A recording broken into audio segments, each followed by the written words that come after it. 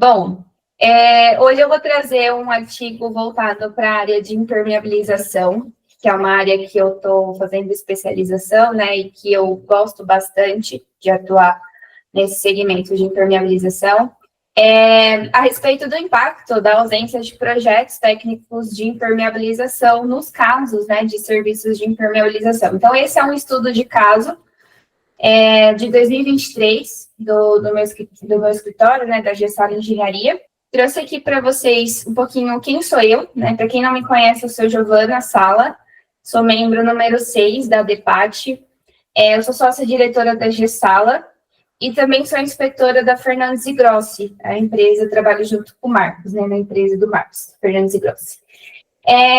Eu sou especialista em estruturas de concreto armado e fundações e também em patologia das construções. Como eu comentei com vocês, estou agora fazendo a especialização em sistemas de impermeabilização.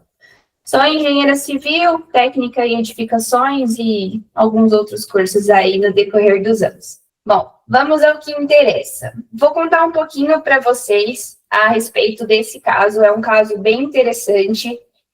Na época mesmo, eu comentei, né, com alguns outros profissionais da área, justamente por ser um caso meio de investigação um pouco atípica, e eu vou explicar o porquê. Bom, mas inicialmente, a umidade, ela é reconhecida como um dos principais problemas e agentes de degradação das edificações. Ela é responsável por cerca de 80% das manifestações patológicas. A impermeabilização, nesse sentido, ela é um sistema essencial para a durabilidade e desempenho das edificações. E no Brasil, apesar de a gente ter normas técnicas que tratam sobre este assunto, que são normas que não são novas, né, já tem aí há um tempo, ainda é comum que a gente tenha problemas, né, devido à ausência de planejamento técnico e improviso na execução desses tipos de serviço de impermeabilização. Então, o objetivo do estudo, na verdade, é compartilhar esse caso, né, e discutir as consequências da inexistência de um projeto técnico específico nesse segmento de impermeabilização. A abordagem do trabalho, ela foi uma abordagem qualitativa, né, então foi feita uma investigação a ponto de buscar realmente investigar a fundo as causas dos problemas que estavam sendo reclamados. Dentre as metodologias utilizadas, eu adotei inspeções sensoriais, testes de estanqueidade, análise técnica documental e alguns critérios diagnósticos, né, que principalmente eles eram embasados na norma técnica de perícias, que é a 13752, e as normas de impermeabilização. Então, eu tenho a 9575 e a 9574. Como eu comentei, né, 9575 e 9574 já são normas, não são normas recentes, né, são normas já antigas, e mesmo assim a gente tem esse cenário dentro do nosso mercado. Para quem não sabe, a 9575 e 9574, elas vão ser unificadas, né, estão sofrendo, estão passando, na verdade, por uma atualização. Bom, apresentação do caso.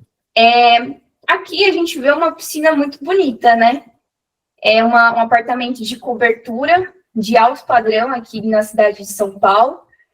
E assim, a priori, aos olhos de quem vê assim de imediato a foto, imagina que é uma piscina que está em boas condições, que está em uso, mas na verdade, muito pelo contrário. Só para vocês entenderem o contexto, isso daí é uma piscina, como eu comentei, é uma piscina de cobertura, de uso privativo, tá, da unidade.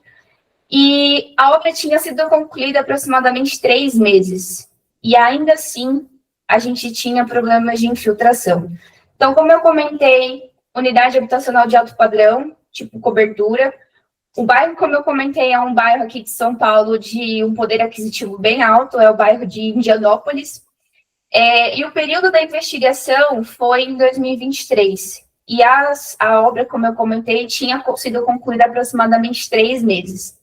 O problema inicial que o proprietário reclamava era as infiltrações em diversos ambientes internos. Isso, assim, no contexto, né, do objetivo do trabalho, eram vários pontos que a unidade tinha que sofrer com infiltrações, que também foi objeto de um contrato de prestação de serviços da mesma empresa. Só que o foco do trabalho, do artigo, né, foi voltado justamente para esse caso da piscina porque eu vou, no decorrer da apresentação, explicar os motivos. Bom, como vocês veem na foto ao lado, é uma foto do período da obra, né? Então, assim, a gente tinha alguns registros fotográficos da obra que foi executada. Então, nesse sentido, foi feito, né, uma tentativa de reparo, ou seja, por meio de uma contratação informal de uma empresa, né, para a realização de serviços, que compreende a demolição de revestimento, reexecução da impermeabilização, e mesmo assim, após a conclusão dos serviços, as falhas persistiam. E assim, não foi uma obra barata, né, por conta do padrão, por conta da tipologia da piscina, ela é parcialmente em balança, então tem várias questões, né, que precisariam ter um cuidado maior, e inclusive a necessidade de um projeto de impermeabilização que nesse caso não tinha. Então, como eu comentei, tinha essas reclamações de mancha de umidade nas paredes e no rodapé, então aqui a gente vê nessas fotos a projeção dessa piscina. Então, nessa região aqui superior dessa laje, existia essa piscina, e justamente na projeção dela, a gente tinha a sala de estar desta unidade, e a gente observava as manchas de infiltração nesta projeção. Então, para fazer essa validação, né, essa averiguação de dados, na época não tinha muitos equipamentos disponíveis, né, mas dentro daquilo que a gente tinha de equipamentos disponíveis, eu fui decorrendo a análise. Aqui a gente foi feita, né, uma medição da umidade local, e isso foi feita uma medição depois comparativa no momento do esvaziamento da piscina, e assim seguiu-se, né, a investigação. Como eu comentei, foram feitos, na verdade, alguns ensaios também de estanqueidade para ir eliminando algumas hipóteses que eu tinha inicialmente. Então, aqui é só para ilustrar as manchas de infiltração. A priori não eram muitas manchas, eram algumas manchas, mas isso incomodava, né? E, de certa forma, tinha um incômodo tanto visual, né, quanto mesmo do odor, mesmo da umidade, e isso gerava um certo impacto ali para o usuário deste apartamento. Então, qual que foi a metodologia adotada, né, na análise? Como eu comentei, na verdade, a gente aplicou a realização de algumas janelas de inspeção na borda da piscina, né? Foi feito também alguns ensaios de estanqueidade, testes de estanqueidade nesta piscina. E dentro dessas avaliações, dentro desses ensaios que foram realizados, mediante a abertura das janelas de inspeção, foi descoberto 6 camadas de impermeabilização sobrepostas. Então, assim, era um contrato de refazimento de impermeabilização que, no final das contas, não foi isso que foi realmente e efetivamente realizado. O sistema de impermeabilização antigo não foi removido e foi aplicado um sistema novo em cima já do sistema antigo. Então, eram 6 camadas sobrepostas, sendo 4 camadas de manta asfáltica e 2 camadas de membrana acrílica. Havia também a questão de acúmulo de água, então tinha água por baixo do sistema de impermeabilização, então já por debaixo do novo e dos antigos sistemas de impermeabilização existia água aprisionada, né? E aí a gente conseguiu, de certa forma, evidenciar a ineficácia do sistema.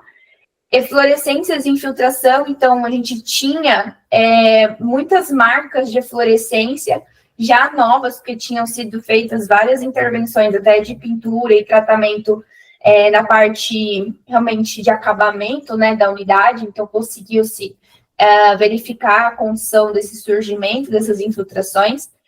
E também, mediante as análises do documental, né, só o fato de não ter um projeto de impermeabilização para execução desse tipo de serviço já é um desrespeito à norma, já é um descumprimento, né, ao que a gente tem previsto na 9575 e na 9574, que necessariamente há necessidade da elaboração de um projeto, ou seja, que tipo de sistema que vai ser utilizado, quais são as complexidades, quais são os sistemas, né, que tem ali nessa região. Então, por exemplo, se eu tenho spot de iluminação, qual que é o detalhe que precisa ser executado, essa unidade ela simplesmente não tinha. Então, a metodologia de execução foi da cabeça do executor, né? Então, isso é muito ruim, não só para garantia do serviço que está sendo executado, quanto com a indicação do sistema, né, que foi recomendado.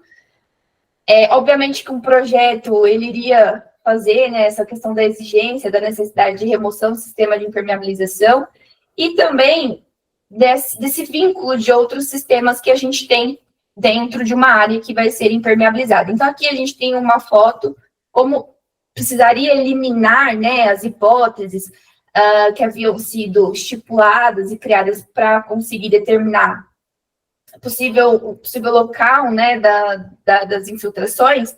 Foram feitos alguns ensaios de estanqueidade, incluindo as bordas da piscina, e algumas elevações de nível também da piscina.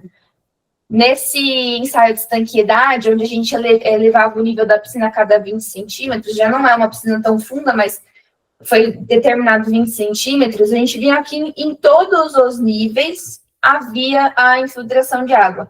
Nesse caso, especificamente, eu não apliquei a localização específica do ponto de ensaio na piscina, justamente para avaliar a piscina como um todo, né? Como o contrato previa a execução do serviço como um todo, não fazia muito sentido delimitar o ponto de ensaio e também não fazer tanto sentido até pelas irregularidades que foram identificadas. Como eu comentei, das 6 camadas de manta, que isso é um absurdo não só para a execução, mas também como a carga, para a carga da piscina, né, do que é previsto.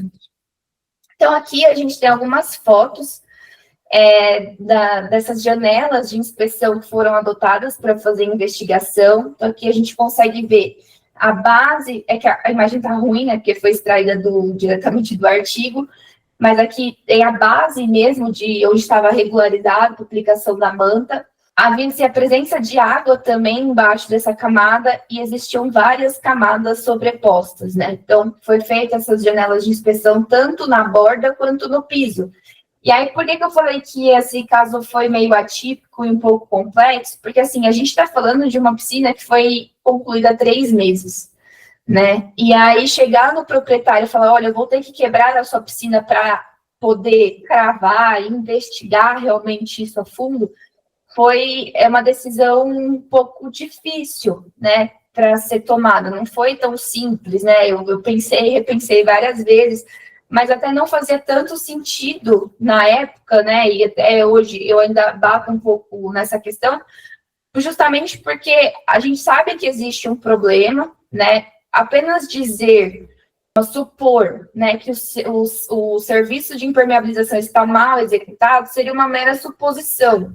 Com a janela de inspeção, a gente conseguiu detectar essas irregularidades, não só executivas, né, como também de metodologia, de execução e tudo, como também a evidência da presença de água por debaixo das camadas, que aí a gente entra nessa questão das infiltrações que estavam ocorrendo. Então, quis trazer, assim, um texto, tem o artigo, né, eu vou disponibilizar para vocês que ainda não teve acesso, mas a ideia do artigo é compartilhar, né, o caso, não entra muito no mérito de discutir metodologias e a fundo, né, todas essas questões porque o artigo, ele é resumido, né, é compactado, mas é mais para compartilhar uma experiência, né, e trazer esse assunto que eu acho que é extremamente importante e que eu vejo que tem sido discutido bastante, essa questão da necessidade, né, do projeto de impermeabilização para as obras, né, para a gente não ter essas recorrências de problemas de infiltração, e justamente pelo fato dos problemas de infiltração serem decorrentes da falta de planejamento, da falta de projeto. Então, esse caso, ele mostra, né, para a gente que a ausência de um projeto técnico de impermeabilização, ele é um fator crítico para o surgimento de falhas dentro das edificações. A gente está falando de uma edificação de alto padrão, né? Então, assim, você vê que não importa muito essa questão do padrão, que a gente ainda vê esse cenário em várias situações. Tem a questão da qualificação dos profissionais, como eu comentei lá atrás, foi um contrato que não estava bem estruturado, que não tinha uma qualificação dos profissionais que iriam executar a obra. Então, essa questão da qualificação e a conformidade com as normas, elas são fundamentais para a gente garantir, para a gente promover a estanqueidade ali do sistema. Nesse caso, a gente está falando de um tanque, né, da piscina, extremamente importante. Não só essa questão da impermeabilização, como todo, mas a questão da carga mesmo para a estrutura, né? Estávamos falando de 6 camadas de impermeabilização. Então, assim, camadas sobre camadas que nem o proprietário sabia que existia, né? Então, você imagina se isso se perpetua. E a impermeabilização deve ser tratada como um sistema construtivo crítico, né? E ela exige um planejamento desde a concepção. Aqui eu trouxe a questão da concepção do empreendimento, né, para empreendimentos novos, mas vou fazer uma reforma, preciso ter esse cuidado também. Então, eu acho que é um artigo para dissimular e trazer sobre essa questão da importância e também instigar que outras pessoas também tragam, né, porque a gente precisa de dados, a gente precisa de números e mais referências. Impermeabilização é um tema que, infelizmente, a gente não tem tanto dado técnico, né? Eu acho que é uma área que a gente precisa aumentar, né, amplificar essa parte dos estudos. Então, trago para vocês, né, esse caso, espero poder não só estar compartilhando, né, com vocês, mas indagar que vocês tragam casos também, porque a ideia é essa, né, também a troca das experiências. Aqui eu tenho um pouquinho das referências, mas eu vou compartilhar com vocês no grupo o artigo, para quem não teve acesso, e agradeço a vocês novamente pela oportunidade, a professora Bia, o professor Marcos, e a professora Vanessa, e a todo mundo do grupo do artigo técnico.